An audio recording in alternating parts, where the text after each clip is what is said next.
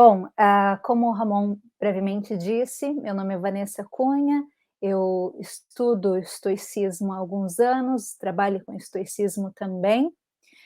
Tenho um canal no YouTube com o nome Garota Estoica, também um podcast, então eu venho trabalhando com estoicismo e mostrando um pouco dessa filosofia para as pessoas de uma forma mais contemporânea, de uma forma mais simples de ser entendida, porque algumas pessoas têm um pouco de problema com o entendimento da filosofia estoica, então a missão é sempre compartilhar de uma forma simples e clara. E assim também nós faremos hoje, falaremos aqui um pouco de filosofia estoica, mas de uma forma simples, trazendo para a gente situações reais, situações que acontecem com o nosso dia, que acontecem no nosso dia a dia, e vocês vão ver que muita coisa que o estoicismo fala, muita coisa que o estoicismo traz é extremamente útil, é extremamente válido para o nosso dia, para a nossa vida, e também estamos aqui falando de trabalho, não é? Vocês que trabalham na área de publicidade, nós veremos que também muito útil para as nossas relações no trabalho, para as nossas relações profissionais.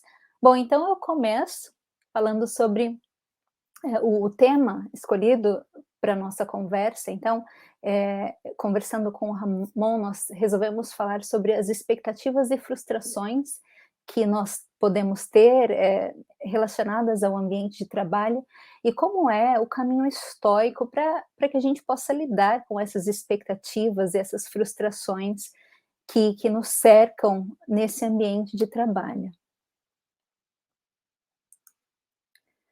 Eu começo então com a pergunta, já que vamos falar sobre expectativas e frustrações, o que é frustração? Será que já paramos para refletir sobre isso? É algo que é tão presente no nosso dia a dia, não é? Mas ao mesmo tempo a gente não para refletir sobre isso. Tem uma frase de Santo Agostinho falando sobre o tempo, quando ele fala sobre o tempo, ele diz: se ninguém me pergunta o que é, eu sei, mas se alguém me pergunta, eu já não sei o que é.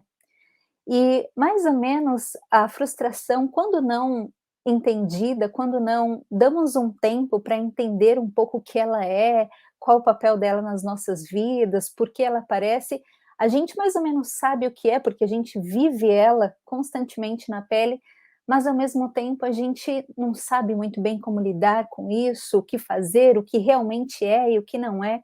Então existe uma certa confusão com relação a essa questão. Então a gente começa com uma pergunta, não é? O que é frustração? O que é frustração para você?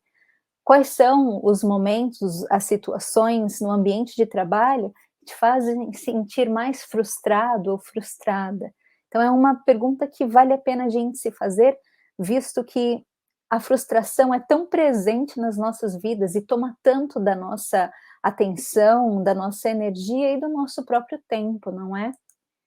Então eu trouxe aqui para vocês algumas imagens um tanto quanto engraçadas, mas com as quais a gente vai poder se relacionar, hã, com algumas delas. Então vocês veem aí os 2 cachorrinhos dizendo proibida a entrada para menores de 35 centímetros, e eles dizendo um para o outro: "Eu queria tanto ser mais alto", e o outro: "Eu também". Então, frustrados porque não podem, não é, entrar no lugar que eles gostariam de entrar, porque não possuem a altura mínima necessária.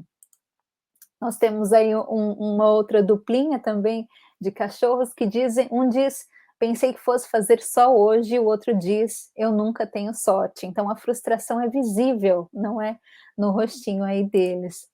E mais um, agora no lado amoroso: "Então você não me ama?". "Não, Galo Aldo, eu não te amo".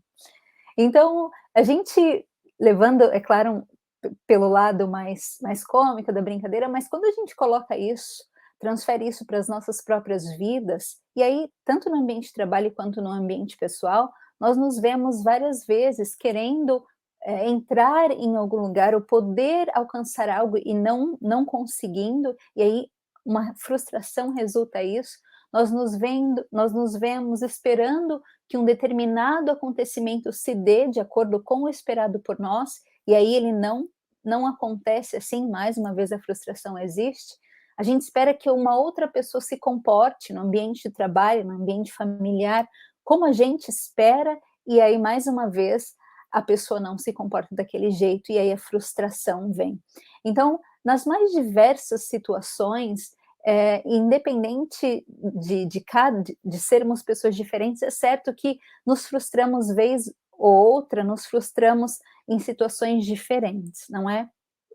Então a gente pode dizer que por trás de cada frustração existe uma estrutura básica, e essa estrutura que eu quero apresentar para vocês, e a partir dela a gente vai então seguir nessa nossa conversa de hoje. Então, basicamente, a frustração ela se dá nessa estrutura.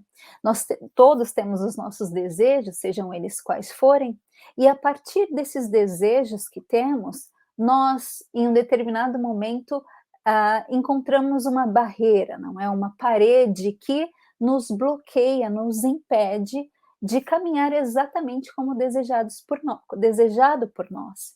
Essa barreira, essa parede, é o que nós chamamos de realidade. Em outras palavras, a vida, não é? A vida acontece. E aí existe literalmente um choque entre o nosso desejo e a realidade.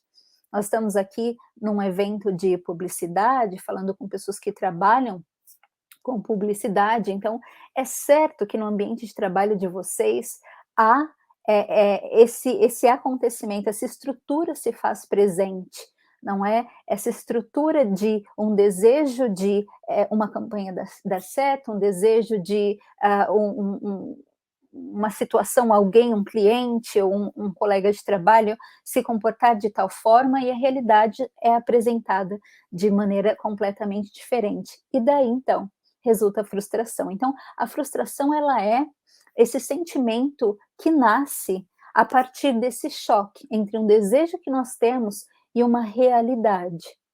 É,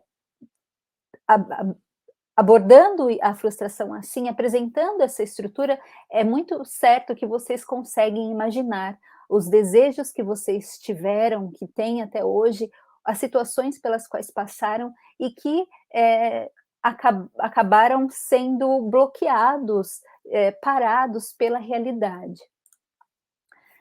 Então, a gente vai voltar para essa estrutura e vamos trabalhar nela, porque uma vez que a gente entende, tá, a frustração é isso, tudo bem, mas o que a gente faz com isso? Existe algum caminho para lidar com essas frustrações que aparecem no dia a dia, seja no ambiente de trabalho, seja no ambiente familiar, com os amigos? Bom, eu convido vocês para fazerem uma viagem comigo, para a gente começar então a tratar desse assunto. E nessa viagem a gente vai fazer um recuo para entender a importância de nós tratarmos dessas situações, não é? De tratarmos do entendimento das frustrações e de nos treinarmos para lidar com elas. Então eu começo fazendo essa viagem com vocês, propondo essa viagem com vocês. Eu gostaria de que vocês imaginassem um lugar que vocês gostariam de conhecer, mas que não tiveram ainda a oportunidade, um lugar que seja um lugar muito legal, muito interessante, que chama a sua atenção, aquela viagem dos sonhos. Então imaginem esse lugar, e então pensem que vocês participaram de um sorteio e vocês receberam uma ligação dizendo que vocês foram os premiados. Então, vocês receberam o prêmio da viagem, dessa viagem do sonho de vocês, seja para Paris, para Marrocos, para Grécia, para Turquia, enfim, e vocês receberam o prêmio e vão poder fazer, então, realizar a viagem do sonho de vocês com todas as despesas pagas. Então, é claro que vocês ficam muito felizes, muito contentes, começam a se preparar para a viagem, arrumar mala, aquela coisa toda, e finalmente o dia da viagem chega. Então, vocês vão até o aeroporto, fazem o check-in, embarcam e começam então a viagem, a jornada de vocês. Mas, como é de costume, o piloto do avião começa os anúncios antes da decolagem. E ele diz o seguinte para vocês: bom dia, senhores e senhoras, bom dia, passageiros. O meu nome é piloto Jordão. Eu gostaria de dizer que, na realidade, eu sou Jordão, mas eu não sou piloto. Eu sempre tive vontade de pilotar um avião, nunca tive a oportunidade.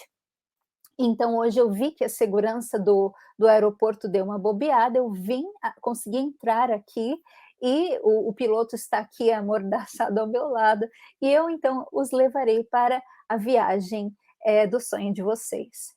Bom, eu não sei quanto a vocês, mas eu certamente desisto na hora da viagem e a primeira porta que estiver aberta eu pulo dali mesmo, não é? Isso é claro, é muito básico, é muito claro que fazemos isso porque, temos estima pela nossa própria vida, não é? E queremos nos manter vivos e sabemos que o avião é uma máquina extremamente complicada e não deve ser pilotada por uma pessoa que não tem qualquer conhecimento, que não é um piloto. Então, certamente não vamos entregar as nossas vidas a uma pessoa que não tenha o mínimo de conhecimento necessário para operar uma máquina com tamanha complexidade como é um avião. Bom, o que, apesar disso ser muito claro para nós, apesar de nós não esperarmos nenhum segundo depois do anúncio desse suposto piloto para pular do avião, sair de lá antes que esse maluco desse homem comece a tentar pilotar o avião, apesar de ser isso muito automático e acontecer conosco sem nem precisarmos pensar, uma outra situação semelhante acontece, mas aí nós não saímos do avião. Aí nós não nos preocupamos com a questão da importância do conhecimento sobre como pilotar, sobre como fazer essa jornada acontecer. E aí, é claro, eu estou me referindo às nossas próprias vidas, não é? Aos nossos próprios sentimentos, ao que acontece com a gente. Nós também estamos numa viagem, afinal de contas, todos começamos e vamos para algum lugar, e não paramos para pensar sobre esse comando nessa viagem, não é? Para pensar sobre como é que vamos comandar essa jornada. E então, eu trouxe para vocês aqui uma foto, essa foto que vocês veem do lado esquerdo, foi uma foto tirada por mim há mais ou menos 2 meses, no Museu Britânico lá em Londres. Eu não sei se vocês fazem ideia do que isso seja, mas quando eu vi, esse objeto me chamou a atenção justamente porque eu não conseguia entender o que era e só fui entender depois que li. E esse objeto era utilizado como o que nós diríamos hoje um fogão. Vocês veem aí essa parte em que se é possível pendurar alguma coisa no topo, então eles penduravam as carnes, enfim, o que desejavam cozinhar, e na parte de baixo ficava o fogo, não é? Então isso era um objeto utilizado há centenas de anos, milhares de anos, por nós, seres humanos, para essa atividade que hoje é tão costumeira, que é o cozimento dos alimentos. Eu coloquei do lado direito da tela uma imagem atual da nossa época, não é? Alguém pressionando ali um fogão elétrico com os botões de segurança, vocês veem ali um cadeado que tem a opção de travar, não é? Para a questão da segurança, aumentar, diminuir. E eu trouxe essa foto para mostrar para vocês esse contraste, o começo e o momento atual, e para que a gente possa, então, ser levado a uma reflexão do quanto foi envolvido ao longo da história da humanidade, o quanto de conhecimento, de trabalho, de reflexão, de estudo foi envolvido para que nós chegássemos, nós fôssemos do fogão ao lado do lado esquerdo para o fogão do lado direito.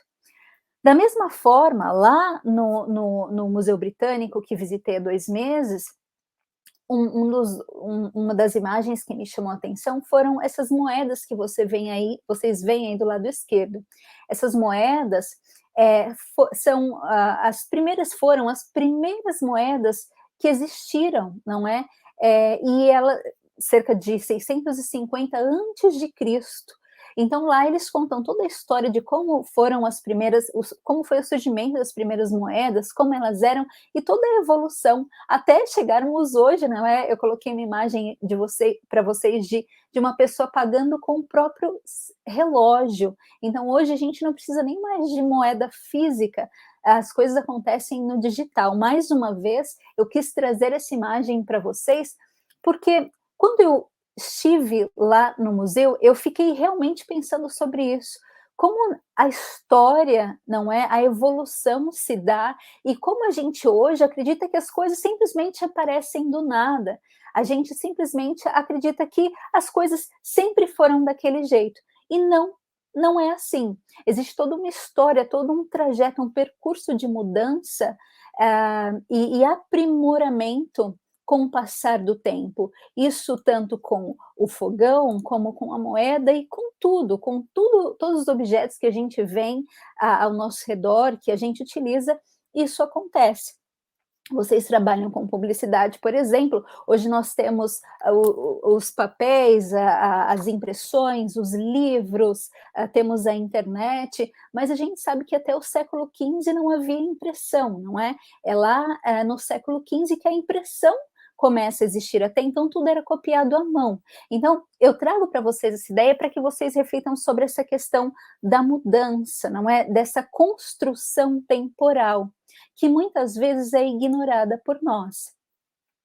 E eu proponho esse pensamento para vocês, por quê? Porque assim como na viagem que eu sugeri a vocês, essa brincadeira que eu fiz com vocês, de se recusar a viajar com alguém que não conhece aquele instrumento, não sabe operar, da mesma forma, muitos homens passaram pela história da humanidade e disseram que nós também não deveríamos conduzir a nossa vida humana sem aprender a conduzi-la. Nós não deveríamos embarcar nessa jornada sem conhecermos, sem estudarmos, sem aprendermos, sem nos dedicarmos a fazer uma evolução.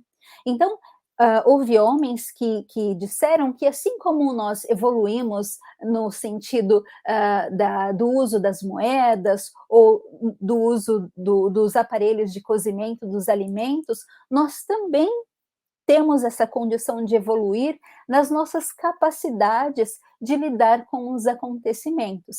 Dentre tantos esses homens que passaram pela história da humanidade, como Platão, Sócrates, tantos nomes que certamente vocês já ouviram, Heráclito, Pitágoras, Epicuro, enfim, dentre tantos homens que passaram na humanidade dizendo para a gente isso, que existe essa capacidade humana de melhora, não é, de mudança, de progresso, estão os estoicos.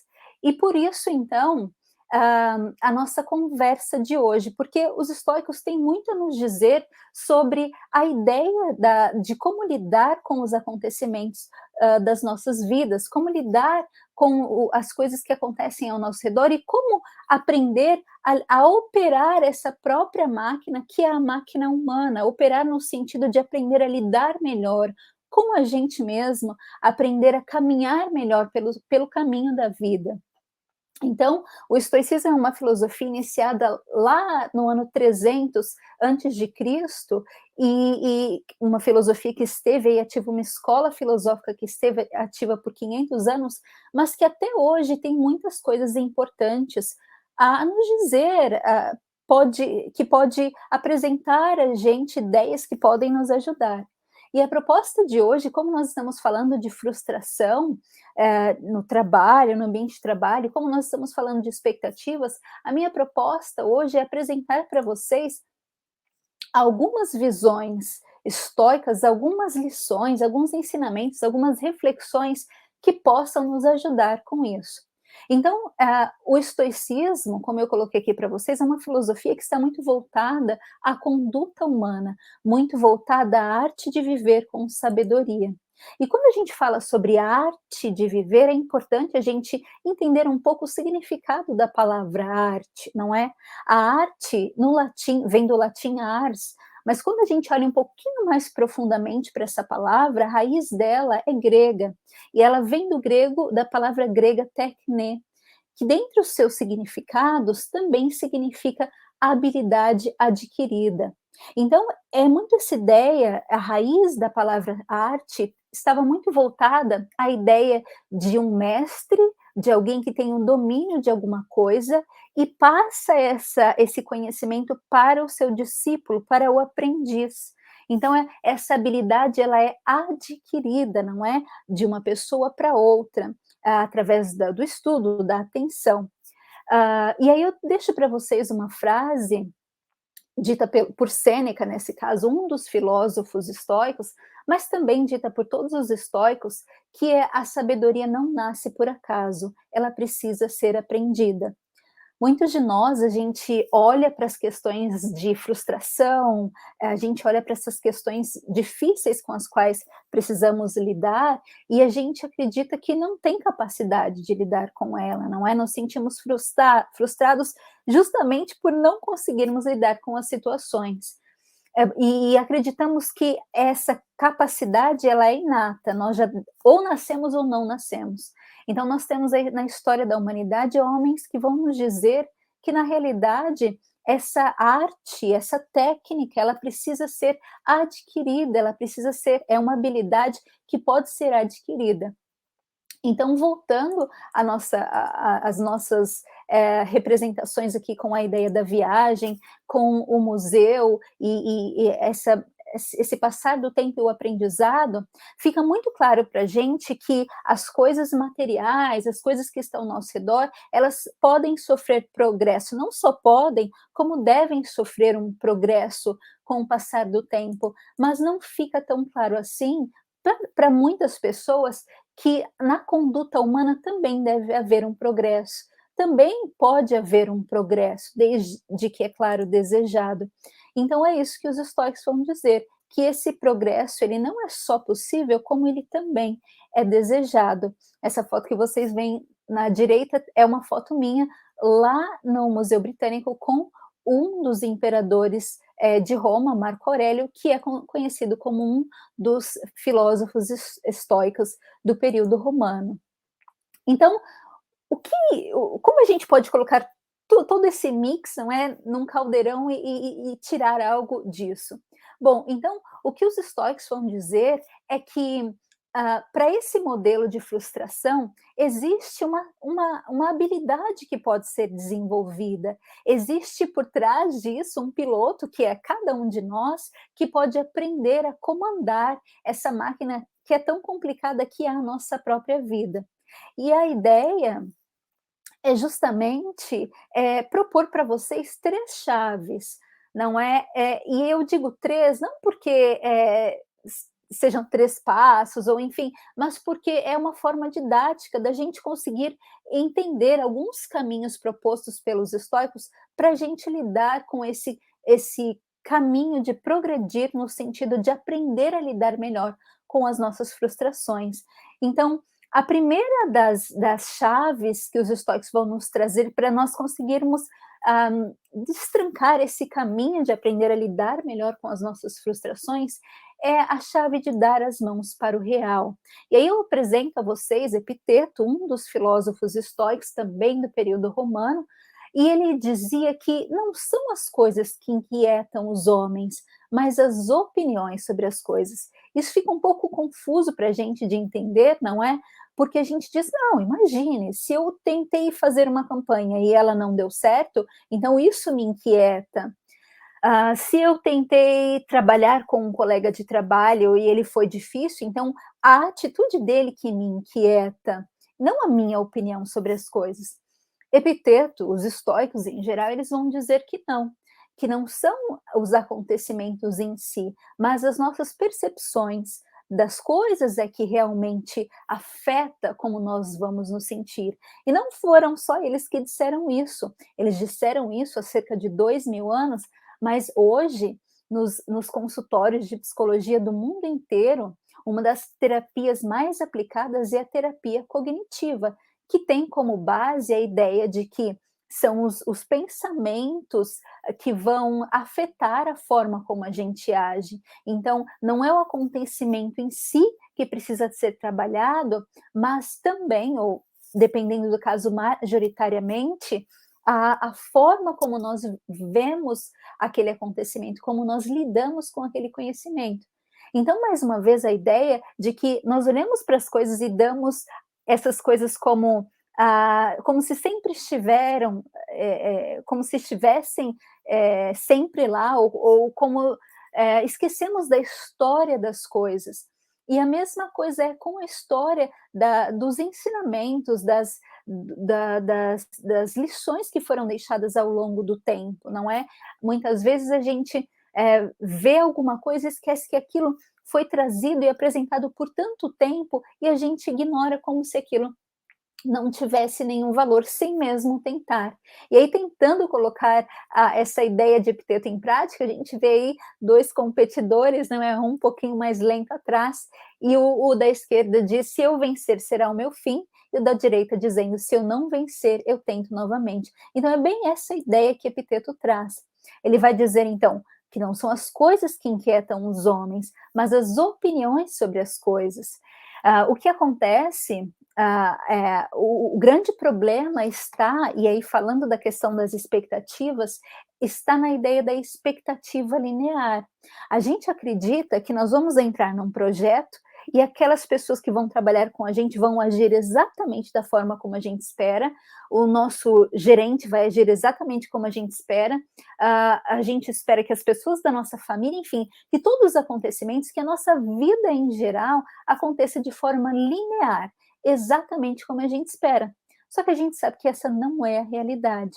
A vida vai assim, exatamente como eu coloquei aí nessa seta, e muitas vezes nem é para cima, ela volta um pouco para baixo, vai para o lado, enfim, a vida não é linear. Então, quando nós criamos, os históricos disseram isso, gente, há 2000 anos, e ainda assim a gente não consegue colocar isso em prática, não consegue entender e vivenciar isso. Eles dizem que o que inquieta os homens são as opiniões. E uma das opiniões que a gente tem é que a vida deve ser linear, deve acontecer exatamente como esperado por nós. E é por isso, então, que essa chave de dar as mãos para o real não é linear. Eu vou entrar num projeto e existem aí os problemas que vão acontecer, eu vou ter que reparar coisas, mudar estratégias. Eu vou trabalhar com pessoas que não têm o mesmo perfil necessariamente que eu. Então, quando eu entro num processo esperando essa linearidade e completamente bloqueado para qualquer curva que se apresente, é essa mentalidade que causa o problema. E por isso Epiteto dizer que não são as coisas, mas as opiniões. É quando eu entro com essa opinião e essa necessidade de linearidade constante que eu me frustro, que eu espero do outro aquilo que ele não é e não pode me entregar, que eu vivo ansioso e inquieto com as situações, esperando o que na realidade não é. É por isso, então, que os estoicos vão apresentar essa ideia de dar as mãos para o real. E aí tem uma frase de Sêneca que eu acho tão importante, que ele diz que a natureza não nos promete nada. A vida não assina contrato com especificações técnicas com a gente, não é? E é assim mesmo, não é? A gente vai fazer um trabalho não existem as garantias, a gente vai com as expectativas, e é claro que precisamos construir as nossas metas, estabelecer as nossas metas, trabalhar nos projetos, mas com esse entendimento, não é? Dessas curvas que vão se apresentando. E por que isso é tão importante? Porque se nós não entendemos isso, nós direcionamos a nossa aversão para o lugar errado. E aí está uma palavra que eu gostaria que vocês considerassem para o resto da vida de vocês, que é a aversão. E ela traz a nossa segunda chave de hoje, essa ideia da aversão, porque nós criamos a aversão perante as coisas que estão fora do nosso controle. Nós criamos aversão, esse projeto não pode ter nada errado. E aí nós criamos aversão a qualquer coisa errada que aconteça. E quando na realidade precisamos criar aversão apenas aquilo que está sob nosso controle. Essa pessoa ela é dessa forma e eu não quero que ela seja assim. E aí eu crio aversão àquela pessoa. quando na realidade um trabalho que pode ser feito é esse trabalho no que eu posso controlar com relação ao meu relacionamento com essa pessoa. Então é importantíssimo, o Epiteto vai dizer, que a gente faça essa distinção, não é? O que é encargo de nosso encargo, o que pode ser feito por nós, e transferir a nossa versão para isso, não é? O que eu posso evitar, o que eu não quero fazer. Quando uma situação de frustração se apresentar, quem é que, eu sempre falo isso, quem é que eu vou ser quando uma situação de frustração se apresentar? E aí, quando você trabalha nisso e aceita a situação como ela é, trabalhando no que você pode controlar, isso então lhe dá uma posição diferenciada perante a frustração. Faz com que você não se frustre tanto com os acontecimentos. Então, os estoicos vão dizer que nós agravamos as situações com as nossas respostas.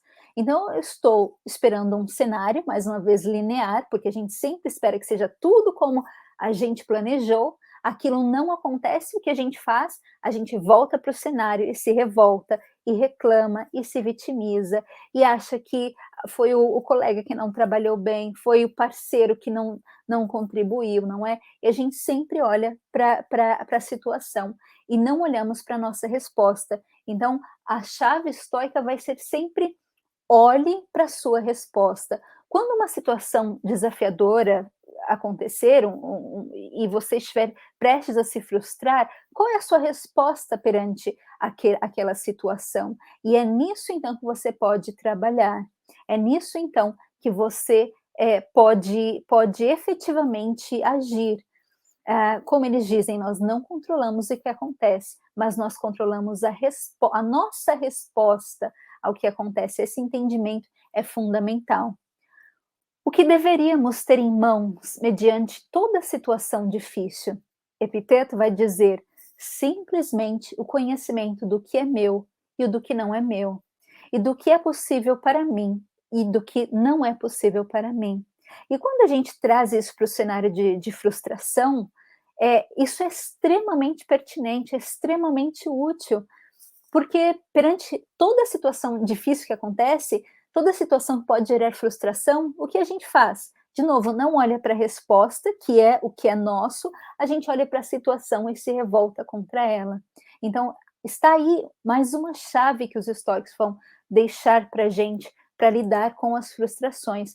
E a ideia de amor fati, não é? Que é a ideia do amor aos acontecimentos. Amor fati é uma expressão em latim que significa amor àquilo que acontece, mesmo que aquilo não te agrada, mas porque aquilo faz parte da tua vida, faz parte do teu caminho, da tua jornada, não é? Então, por isso Epiteto vai dizer: não busque que os acontecimentos ocorram como você quer, mas queira que aconteçam como acontecem, e sua vida terá um curso sereno. A ideia aí não é uma ideia de passividade, é claro, não é uma ideia de aceitar o que acontece e não fazer nada, mas é a ideia de não perder tempo se revoltando, se frustrando, se vitimizando, ocupando aquilo que não pode ser mudado. Na realidade, em vez de fazer isso, é voltar a sua atenção para essa harmonia, para se tornar mais harmônico com os acontecimentos como eles se dão. E aí a terceira chave, que está justamente voltada ao obstáculo. Marco Aurélio, o imperador estoico, dizia que o obstáculo que permanece no caminho se torna o caminho. E por que é tão importante isso? Porque a frustração, ela se dá muito dessa ideia. Vocês viram a imagem anterior de um percurso, um caminho, que é o seu desejo de fazer, de realizar, de chegar a algum lugar, e uma parede que se coloca, não é?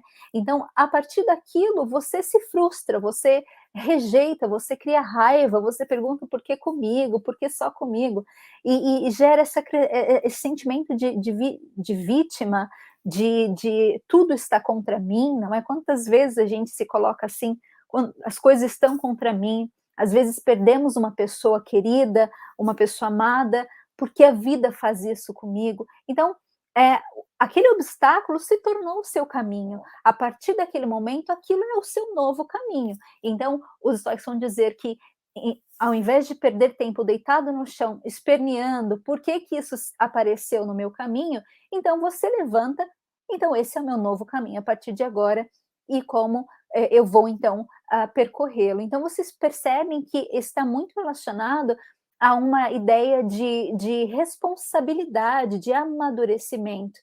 Eu acompanhei um pouco da conversa anterior, falou-se bastante sobre responsabilidade na questão da publicidade, e vocês que trabalham com notícias, com informações, trabalham muito com essa questão da responsabilidade, não é?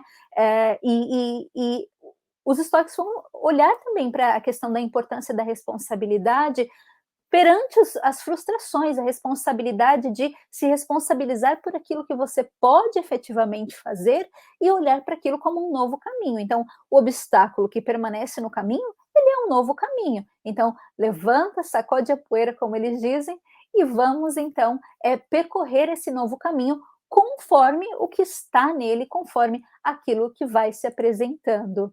E aí, Sêneca diz que viver a chorar por conta de um problema, isso não vai resolver o seu problema, isso não vai tirar o problema do seu caminho. Esse vitimismo, esse choro, essa tristeza, essa mágoa, enfim, essa raiva. Então é a ideia realmente do amadurecimento, de dar as mãos para o real, as coisas são como são, de focar naquilo que você pode controlar e de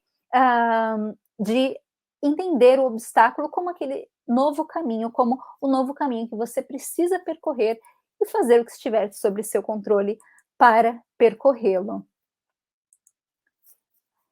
E aí, para finalizar, os estoicos vão dizer que é importante que a gente entenda da nossa capacidade.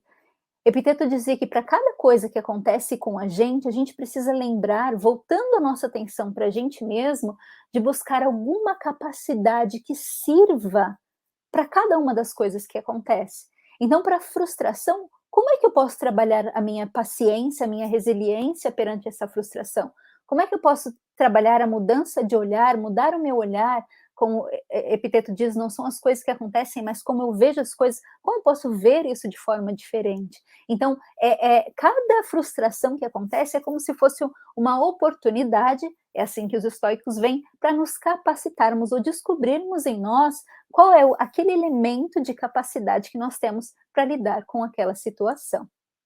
Bom, o nosso tempo esgotou, é basicamente isso que eu tinha para compartilhar com vocês. Tem muita coisa que pode ser dita sobre o assunto, os estoicos falaram muito sobre essa questão da frustração, mas o nosso tempo é pouco, então eu agradeço a atenção de vocês, espero que vocês possam refletir sobre o que a gente conversou aqui hoje, e caso tenham alguma pergunta, alguma dúvida, eu deixo as minhas redes sociais abertas, vocês podem me mandar e-mail, mandar uma mensagem lá pelo Instagram, ou me mandar um e-mail, garotostoica@gmail.com, e a gente pode bater um papo, conversar um pouco mais, e espero que eu possa ajudá-los caso tenham alguma dúvida com relação a essa questão do estoicismo e dos ensinamentos estoicos acerca das frustrações que aparecem no nosso dia a dia e que nós podemos sim fazer coisas, trabalhar em nós, não é?